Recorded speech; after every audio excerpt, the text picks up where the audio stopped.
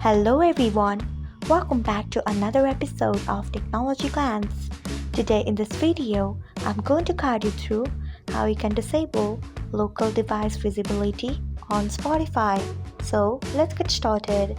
Firstly, open Spotify app in a device. Then tap on your profile icon. Next tap on settings and privacy. After that, tap on apps and devices. Next, you can see the option of local device visibility. Turn off it by tapping on it. So this is how you can disable local device visibility on Spotify. Thanks for watching. If you found this guide helpful, we would love it if you hit the thumbs up button below. We upload great new tech tutorials like this one every day, so do not forget to subscribe to our channel and hit the bell icon so that you'll never miss another update.